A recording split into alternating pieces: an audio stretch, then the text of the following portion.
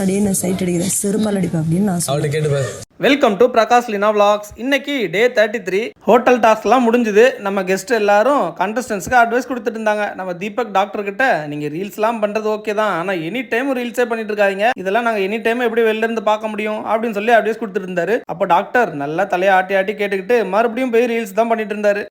Task பண்ண கூப்பிட்டு வந்து 100 நாளைக்கு தக்க விட்டா ரீல்ஸ் பண்ணுகிறீங்களா நீங்க? அதுக்கப்புறம் கெஸ்டோட நேரம் முடிஞ்சது, வெளியே கிளம்புடா அப்படின்னு சொல்லி பிக் பாஸ் அனுப்பிச்சு வச்சிட்டாரு. நம்ம விக்ரம் உடம்பு சரியில்லாம இருந்திருப்பார் போல. நம்ம திவ்யாக்கா போயிட்டு என்ன விக்ரம் உடம்பு சரியில்லையா, பாடி எந்திரிச்சு வந்துச்சா அப்படின்னு சொல்லி கேட்டிருக்காங்க.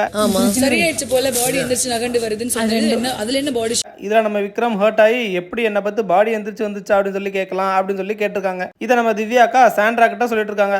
நான் நார்மலா வந்து காமெடியா தான் அப்படி சொல்லி கேட்டுட்டு இருந்தேன், அவர் ஒரு காமெடி ஆர்டிஸ்ட் தானே, அவருக்கு இது கூட தெரியலையா, ஏன் இப்படி வந்து இதுக்கு பிஹேவ் பண்றாரு அப்படின்னு சொல்லி கம்ப்ளைண்ட் பண்ணிட்டு இருக்காங்க. இதே இது உங்களை எப்படி சொன்னா விடுவீங்களா திவ்யாக்கா? நீங்க ஒரு காமெடியன், நீங்க அந்த சென்ஸ் உங்களுக்கு புரிஞ்சிருக்குன்னு நினைச்சேன். நம்ம திவ்யாவே விக்ரம் கிட்ட போயிட்டு சாரி கேட்டுட்டாங்க. அதுக்கப்புறம் இந்த வீக்கோட பெஸ்ட் பெர்ஃபார்மர் யாருன்னு செலக்ட் பண்ற டாஸ்க் வந்துச்சு.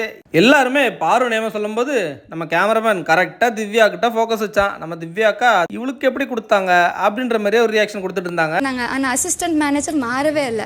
எல்லாரும் பாரு பெஸ்ட் பெர்ஃபார்மன்ஸ் சொல்றாங்களே, நம்ம திவ்யாக்காவும் சொல்லிடுவாங்களோ அப்படின்னு நினைக்கும் போது கரெக்டா அவங்க வேற ஒருத்தங்கள சொல்லிட்டாங்க. அதே மாதிரி சாண்ட்ராக்காவும் வேற ஒருத்தங்கள பெஸ்ட் பெர்ஃபார்மரா சொல்லிட்டாங்க. வந்து பெஸ்ட் பெர்ஃபார்மன்ஸ்னா நான் எஃப்ஜே சொல்லுவேன். அதே மாதிரி இந்த வீக்ல ஒஸ்ட் பெர்ஃபார்மர் யாரு அப்படின்னு செலக்ட் பண்ற டைம் வந்துச்சு. எல்லாருமே ஒவ்வொருத்தர் சொல்லிட்டு இருந்தாங்க. நம்ம எஃப்ஜே டாக்டர் சொன்னாரு. அதுக்கப்புறம் டாக்டர் ஆப்வியஸா எஃப்ஜே தான் சொன்னாரு. அதுல முக்கியமா அவன் பண்றதெல்லாம் சரியே இல்ல, அவன் கேரக்டரே நல்லா இல்ல அப்படின்ற மாதிரி சொல்லிட்டாரு. இதுல கொந்தளிச்சு எந்திரிச்ச நம்ம எஃப்ஜே எப்படி என்னோட கேரக்டர் பத்தி நீ சொல்லலாம் அப்படின்னு சொல்லவும், சாரிப்பா நான் பிஹேவியர் தான் அப்படி மீன் பண்ணி சொன்னேன் அப்படின்னு சொல்ல எஃப்ஜே மறுபடியும் கத்திக்கிட்டே இருந்தாரு. எப்படி நீ இப்படி சொல்லலாம் அப்படின்னு சொல்லி கேட்டுக்கிட்டே இருந்தாரு. உடனே அமித், ஏன்பா அவர் தான் சாரி சொல்லிட்டாரப்பா, ஏன்பா திருப்பி பண்ற அப்படின்னு சொல்லும்போது, யோ உன் கேரக்டர் சரியில்லை அப்படின்னு நான் சொல்றேன், உனக்கு எப்படி இருக்கும் அப்படின்னு சொல்லி அமித் கிட்டேயும் கத்த ஆரம்பிச்சிட்டாரு. மாதிரி ஒரு கேரக்டர் நான் பார்த்ததே இல்லை, உங்க கேரக்டர் கூட தான் சரியில்லை வந்ததுல இருந்து. அதுக்கப்புறம் வந்த பிரஜன், நான் வந்து யாரையும் த்ரெட்னிங் பண்ணல அப்படின்னு சொல்லிட்டு எல்லாரையும் த்ரெட்னிங் பண்ணிட்டு இருந்தாரு. என் ஒய்ஃப் இவங்க தான் எனக்கு முக்கியம், ஸோ யார் இருந்தாலும் நான் அதுக்கு வந்து நிப்பன்டா அப்படின்ற மாதிரி டயலாக் விட்டுட்டு இருந்தேன். ஒய்ஃபுக்கு ஏதோ ஒரு பிரச்சனை வந்தனா நீங்க ரியல் பிரச்சனை பார்க்க வேண்டியதா இருக்கும். தேங்க்யூ. அதுக்கப்புறம் அந்த திவ்யாக்கா துஷார் என் மூஞ்சில எச்சு துப்புற மாதிரி அவ்வளோ பக்கத்துல வந்து பேசிக்கிட்டு இருக்கான். அவன் பேசினதுல எனக்கு பிடிக்கவே இல்லை அப்படின்னு சொல்லிட்டு இருந்தாங்க. உடனே கம்ருதீன் மூஞ்ச திருப்பி ஒரு ரியாக்ஷன் கொடுத்தாரு. அதை பார்த்து கடுப்பான நம்ம திவ்யா, என்ன கம்ருதீன் வாந்தி வருதா அப்படின்னு சொல்லி கேட்டாங்க. அதுக்கு ஆமா நீங்க பேசுறத பார்த்து எனக்கு வாந்தி தான் வருது அப்படின்னோடனே, அப்போ எடுத்துருங்க அப்படின்னாங்க. இங்கே எடுத்துருவா அப்படின்னோடனே இங்கே எடுத்துருங்க அப்படின்னாங்க. அப்போ நீங்கள் கையில் வந்து பிடிங்க அப்படின்னு சொல்லி அசிங்கப்படுத்தி விட்டீங்களா? எடுக்கிறீங்களா? பிடிக்கிறீங்களா? புரியல. அதுக்கப்புறம் பாரு, நான் ஒருத்தர் சொல்ல மறந்துட்டேன் அப்படின்னு ஓடி வந்து நம்ம பிரஜன் மேல நான் பின்னாடி நார்மலா தான் கையை வச்சேன். உடனே என்னமோன்ற மாதிரி தட்டி விட்டு போயிட்டு இருக்காரு. இந்த ஆட்டிடியூட் எனக்கு பிடிக்கவே இல்லை அப்படின்னாங்க. உடனே அங்க இருந்து அவங்க ஒய்ஃப் சாண்ட்ரா, என்கிட்டயே ஒரு தடவை உங்களை சைட் அடிப்பேன் அப்படின்னு சொல்லியிருக்கா அப்படின்னாங்க. நீ என்னைய பார்த்து சொல்லிருக்க, நீ அவரை சைட் அடிக்கிறேன்னு.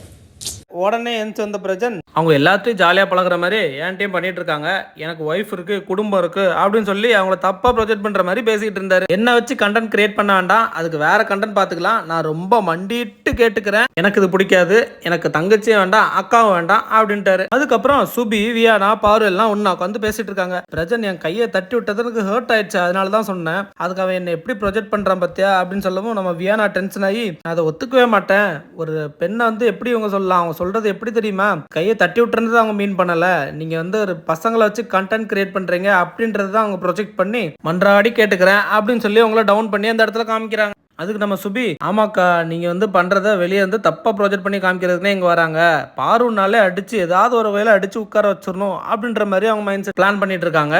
அதுவும் அந்த சாண்ட்ராக்கா, நீங்க சும்மா நார்மலா அவங்ககிட்ட சொன்னதை எந்த இடத்துல எப்படி சொல்றாங்க பாத்தீங்களா அப்படின்னு சொல்லி 3 பேரும் பேசிட்டு இருக்காங்க. இங்க இருக்க பசங்க கிட்ட ஒரு கண்டென்ட் பண்ணி வெளியில தெரியணும்.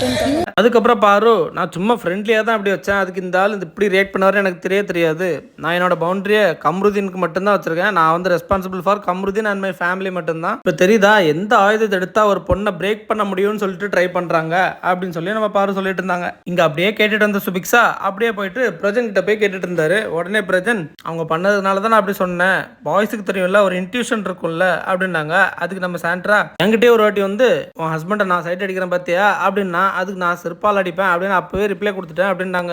அந்த மென்ஸுக்கும் அந்த இன்ட்யூஷன் இருக்கும் இல்லையா, நான் செருப்பால் அடிப்பேன்னு சொன்னேன். அதுக்கு நம்ம சுபி, என்னது செருப்பால் அடிப்பேன்னு சொன்னீங்களா அப்படின்னு கேட்கும். ஆமா இந்த ஃபீல்டு அப்படி. அவர் எனக்கு 20 வருஷமா தெரியும், அவர் இப்படி பண்ண மாட்டாருன்னு தான். ஆனா இவங்க வந்து ஏன் இப்படி பண்றாங்க அப்படின்ற மாதிரி இன்னும் தப்பாவே ப்ரொஜெக்ட் பண்ணிட்டு இருந்தாங்க. என்ன இருந்தாலும் நம்ம சாண்ட்ராக்காவும் பிரஜனும் இப்படி ஒரு கேவலமான பிளான் போடுவாங்கன்னு தெரியாது. நம்ம பார்வக்காவை எப்படியாவது அடிச்சு உட்கார்ல வச்சிருக்கான்னு நினைச்சிருக்காங்க. ஆனா அது முடியாத பட்சத்துல இந்த மாதிரி இறங்கிட்டாங்க. சாண்ட்ராக்கா இதுக்கெல்லாம் பேர் என்ன தெரியுமா?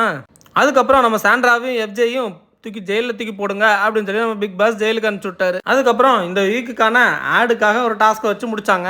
அதை பற்றி சொல்றதுக்கு பெருசாக ஒன்றும் இல்லை. நாளைக்கு நம்ம விஜய் சன்னாரா வராரு. நாளைக்கு என்ன நடக்குதுன்னு பார்ப்போம். Bye by.